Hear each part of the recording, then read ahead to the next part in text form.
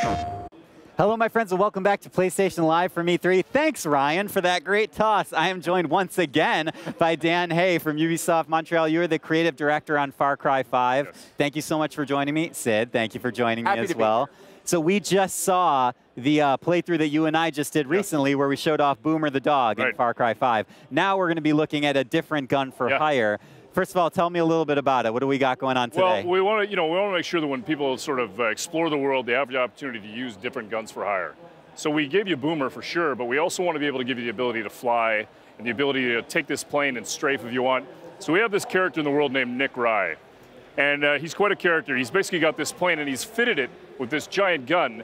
And you get this plane, and you can start to use him as a guns for hire. You can call him. He can strafe. He's got a hell of a personality. Okay. He'll show up and cause some trouble. And basically what he likes to do is blow shit up. That's what he's good at. So you give him a call, and that's exactly what he does. Are you saying that a character in a Far Cry game has a big personality? Yes, I am. I don't believe you. It's shocking, I understand. It's nonsense. Yeah. It sounds like nonsense. But you know what? We didn't even get a chance to talk about in this segment kind of the setting for Far Cry 5. So different from the rest of the series. I know we're going to go to the footage soon, so go to the footage, guys. But until we go there, tell me a little bit about why Montana. Well, take a look at it. I mean, it's beautiful. We actually went there, and we just kind of discovered it and fell in love with it. The thing is that for us, we know that Far Cry has typically been about putting you on a plane 6,000 miles away and giving you somewhere exotic. But we said, what if we could do that kind of at home? What if we could let you explore the things that you already know and make that feel a little bit twisted and interesting? How do you do it? And in this case, what you're seeing is the cult, which we built, has actually taken over this small town of Falls End. You're looking at it, getting a sense of what you got to do. And then what we wanted to do is give you the tools, the weapons, and the people to be able to build this resistance and then fight back. Awesome. So I actually have community questions, Sid. Can you believe it? Dan, get ready. All right, I'm ready. You already know what these are. Oversoul Gaming wanted to know, this is the first Far Cry game I'm really interested in. Will it be newcomer friendly? Is it more focused on action or stealth? It's a great question. I think that from the standpoint of it being newcomer friendly for sure, right? We definitely want to be able to make it so that if you played a Far Cry before, you're going to be able to pick this up and go, okay, I get, oh, that's different. Wait a minute, this surprise. But if you've never played a Far Cry before, it's a great opportunity for you to pick it up and to be able to experience it for the first time, because we're building a story that you author, right? Gone are the days of the linear story. What we want to be able to make it is that you can go in any direction, meet any character, and be able to imbibe in the action bubbles that you want to do. So for sure, it's completely friendly. Good. Well, he asked a good question then. That's great. Go ahead. What's your next one? Philippe wants to know, is the wingsuit back? Missed it a lot in Primal. I don't even know if I'm allowed. Primal is. Wait, you're just like sew together a bunch of fur skins for like just It's not like we didn't talk about it, but the question was that I don't honestly know if I'm allowed to talk about the wingsuit. You know what?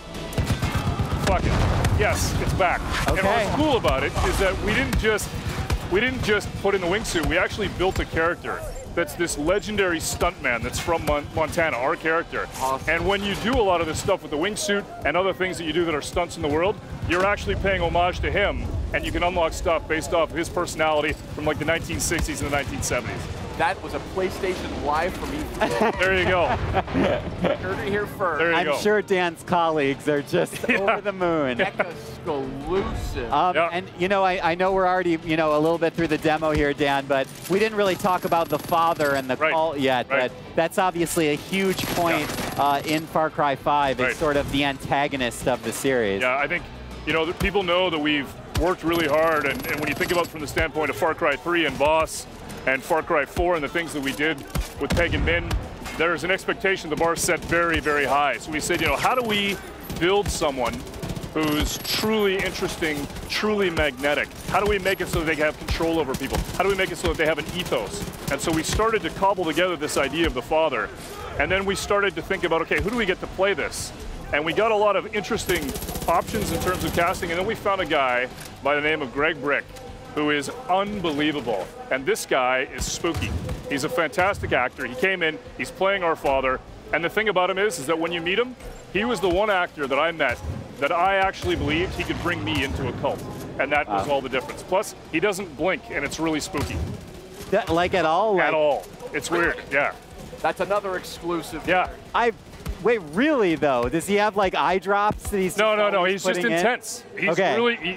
you know, he's really good at his craft and he's intense. And when he brings the father, he brings it all. That's amazing. And you know, Dan, this is amazing because compared to the footage we were just seeing, our driver here is already, it's so much different from what we were seeing before. Different game different pathways through, different encounters. That's what we wanted, and it wasn't just in terms of a single area. I mean, we want that for all the regions in the game. That you're going to meet different communities, you're going to have different guns for hire, different opportunities, that you can attack it. I mean, Far Cry has been about freedom, opportunity, and surprise, and that's what we bring. And these partners, these co-op partners are available for co-op play as well, right? Well, what we do is we wanted to be able to make it that we had 3 basic systems for this. You have guns for hire, so you've got people like Nick, people like Grace. Got it. You've got fangs for hire, people or animals like Boomer, and other people, animals. Other animals that I can't talk about, but I desperately want to. And then you also have co-op, and you've got friends for hire. And we make it part of this big system so that when you go out into the for hire system and go out in the world, the anecdote factory pushes back. Awesome. I mean, I heard we're almost out of time, Sid. To other animals, I mean, could it be a moose? Could it be something? I'm just kidding. I'm just kidding. There's no time for moose. All right, I'll be quiet. Dan, it's always a pleasure to see you. Cheers, Thank you so much for coming on. Great. That was Far Cry 5 coming to PS4. Dan, such a pleasure. And of course, we have so much more coming up today from PlayStation Live from E3. Stay with us. PlayStation